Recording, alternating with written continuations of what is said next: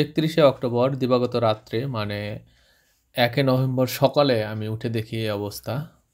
৩১শে অক্টোবরের দিবাগত রাত্রে এমন বৃষ্টি হওয়া হয়েছে যে বৃষ্টির কারণে এই যে যত রকমের ফসল দেখছেন, এই যে ধান ক্ষেত বা নতুন পেঁয়াজ যারা লাগাইছিল, আলু যারা অগ্রিম আলু লাগাইছে, এরকম বিভিন্ন ধরনের ফসল সেগুলো একদম পানিতে ডুবে নষ্ট হয়ে গেছে। আমি সকালে ঘুম থেকে উঠে বাসার দিকে যাচ্ছিলাম আর রাস্তার পাশে এই অবস্থাগুলো দেখছিলাম আর ভাবছিলাম যে আমার যে প্রজেক্ট আছে সেই প্রজেক্টের কি অবস্থা। আমার ধান লাগানো আছে এই সময়, সামনে আগাতে দেখতে পেলাম যে এই যে পানের বরজ যেটা বলে পানের বর, সে একদম পুরোটাই ভেঙে পড়ে গেছে। রাস্তা সামনে আগাচ্ছি আর ভাবছি যে আসলে কি অবস্থা, আমার পুকুরের প্রজেক্টের কি অবস্থা।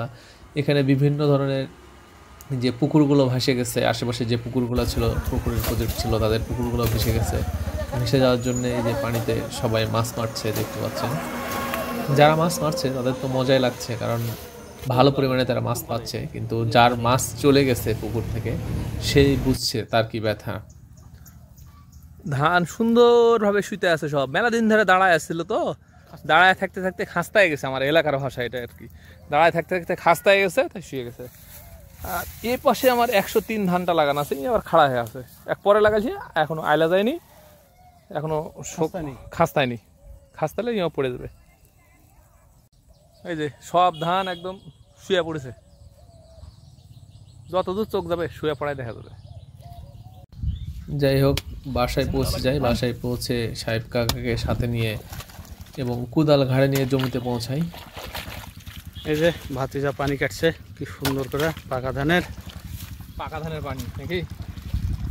ধান সম্ভবত না কাটলে নষ্ট হয়ে যাবে, এই জন্য শুরু করছে পানি নিষ্কাশন। পানির স্পিড দেখেন, স্পিড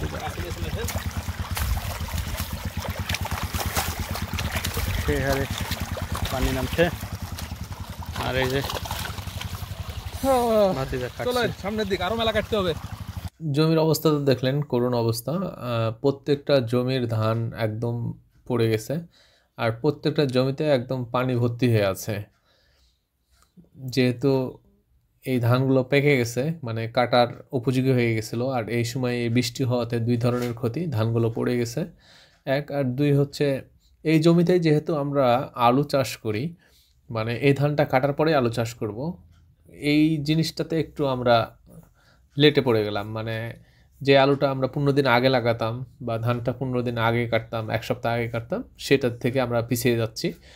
ধানটা কাটতে লেট হয়ে যাবে আর আলু লাগাতেও আমাদের একটু লেট হবে, কারণ জমির পানি শুকানো লাগবে, তারপরে অন্য কাজ করা যাবে। সেই পানি শাঁসা শাঁসা করে চলছে পানি।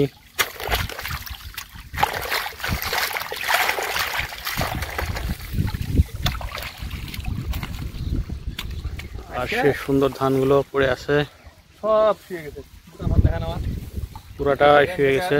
4.5 বিঘা এখানে আছে, আর ওখানে তো 1 বিঘা। এই 4.5 বিঘা পুরাটা একদম শুয়ে গেছে। আমি শুয়া ধান কাটতে পাট আসবে কিনা সন্ধ্যার মধ্যে আছি, এটা নিয়ে একটু টেনশন। তাছাড়া আল্লাহ যা দিছে দিছে, এটার তো করার কিছু নেই। এতে আপনি সন্তুষ্ট?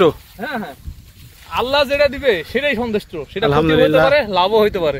ক্ষতি হলেও ওটার মধ্যে কোনো মর্যাদা থাকতে পারে, ওটার মধ্যে কোনো ভাবতে হবে যে না, আল্লাহ যেটা ক্ষতি দিছে আবার হয়তো কোনো সময় পূর্ণতা দিবে। তো এই যে বৃষ্টি হলো, বৃষ্টিতে সমস্যা হবে না এ পানির? প্রচুর সমস্যা, সবারই সমস্যা, শুধু ধান কেন, যারা নতুন আলু লাগাইছে তাদের সমস্যা, যারা পেঁয়াজ লাগাইছে ওইদিকে ইয়াতে দেখে আসলাম, তানোরের ওইদিকে, তারপরে হচ্ছে মোহনপুরের ওইদিকে পানের বটর সব পড়ে 6 লাভ। সেই ভিডিওগুলো আমি দিয়ে দেবো নি। অনেক ধান টান একদম ডুবে গেছে, আমারটা তো মোটামুটি ডুবে নাই, পড়ে গেছে কিন্তু ডুবে নাই এগুলা। কিন্তু কিছু কিছু এলাকা আছে ওটা ধানও ডুবে গেছে না। এই যে আল্লাহর রহমতে এখানে দেখছি আপনার হলো এই যে ডুবে আছে ধান, এই যে পানি। আচ্ছা, এই পানিটা বের হয়ে যাবে, এই যে পানি, এই যে এই যে পানি এগুলো তো ডুবে আছে ধান। আচ্ছা, এই পানিটা বের হয়ে যাবে, কিন্তু হচ্ছে ওই যাদের কিছু কিছু এলাকাতে দেখে আসলাম যাদের একদম ধানগুলো ডুবে আছে, অনেক এলাকায় খাড়া হয়ে আছে তবুও ধান ডুবে আছে, এরকম অবস্থা। তো আপনার সেই দিক দিয়ে আমি আল্লাহর রহমতে ভালো আছি, সেই দিক দিয়ে ঠিক আছে। কিন্তু আপনার ধানও তো দেখছি ডুবে আছে। যে হারে ধান পড়ছে তাতে জমির আল কোন দিক দিয়ে আছে, কোন দিক দিয়ে হাঁটবো এটা খুঁজে পাওয়া মুশকিল। তো আমার প্রত্যেকটা জমির আমি আলগুলো কেটে দিচ্ছি, পানিগুলো বের করে দিচ্ছি, আলগুলো খুঁজে বের করে। আর পানিগুলো কাটছি যে জমির যে জায়গাগুলো নিচু সেই জায়গাগুলো কাটছি, কারণ জমিতে যেন একটু পরিমাণও পানি না থাকে সেই দিকে লক্ষ্য রাখতে হবে। সেই জন্য জমির নিচু যে জায়গাগুলো সেই জায়গাগুলো আমি কাটার চেষ্টা করছি।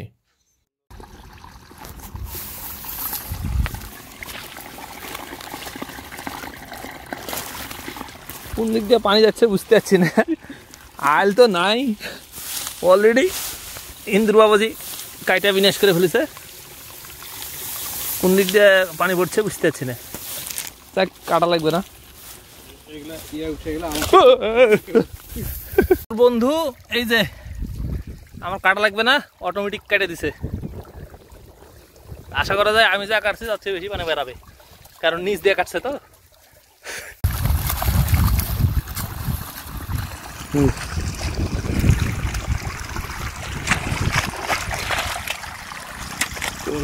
অবিরাম পানি, খেয়ে হারে পানি। ধান উঠে গেল, যাক এখন ধান পেয়ে গেছে, আর সমস্যা নাই।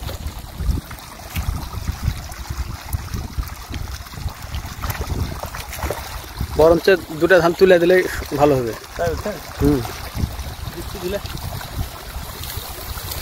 বাস বাস, খুব সুন্দর হচ্ছে। এই যে জায়গাটা ক্লিয়ার হয়ে গেল, পানিগুলো খুব তাড়াতাড়ি নিষ্কাশন হয়ে গেল।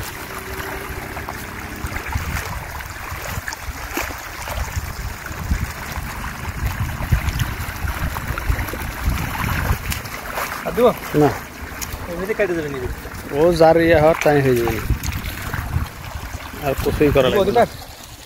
না দিলে হবে, এটা লম্বা কেয়ার আছে। আমার এই জমিগুলো কাটা শেষ হলে সাহেব কাকার জমিগুলো তো আমরা কাটতে যাব। এখন আমরা যাচ্ছি সাহেব কাকার জমি, এগুলো কাটছি।